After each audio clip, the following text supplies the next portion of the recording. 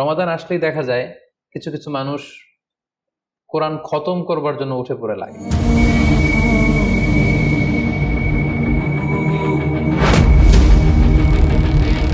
কেউ ৫ খতম, ৭ খতম, ১০ খতম দেওয়ার জন্য প্রতিযোগিতা করে খতম দেয়।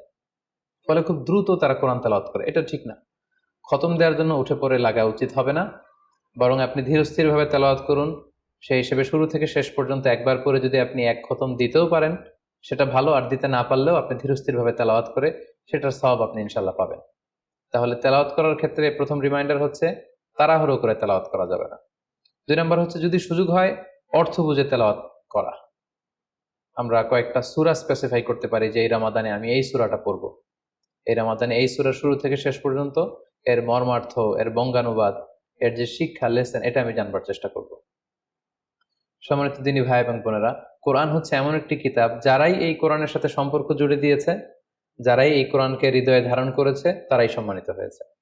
একটু খেয়াল করে দেখুন, সাইয়েদনা জিবরিল আলাইহিস সালাম উনি কোরআন নিয়ে আসমান থেকে পৃথিবীতে নেমেছিলেন। কোরআনকে নিয়ে আসার কারণে উনি হয়েছেন শ্রেষ্ঠ ফেরেশতা। আল্লাহ রাসূল সাল্লাল্লাহু আলাইহি ওয়াসাল্লামের উপর কোরআন নাজিল হয়েছিল, তাই তিনি হয়েছেন শ্রেষ্ঠ রাসূল। এই রমাদান মাসে কোরআন নাজিল হয়েছে, তাই রমাদান মাস হচ্ছে ১২টা মাসের শ্রেষ্ঠ মাস, সাইয়্যিদুশ শুহুর।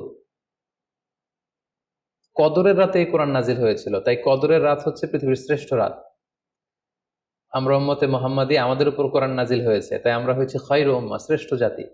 আমাদের মধ্য থেকেও যারা কোরআনের সাথে অ্যাটাচমেন্টকে বাড়াবে, কোরআনকে যারা ধারণ করবে, তারা হবে পৃথিবীর শ্রেষ্ঠতম মানুষ। তাই আসুন কোরআন উদযাপনের এই মাসে আমরা যেন বেশি বেশি কোরআনের সাথে সম্পর্ককে নতুন করে আবার নবায়ন করি।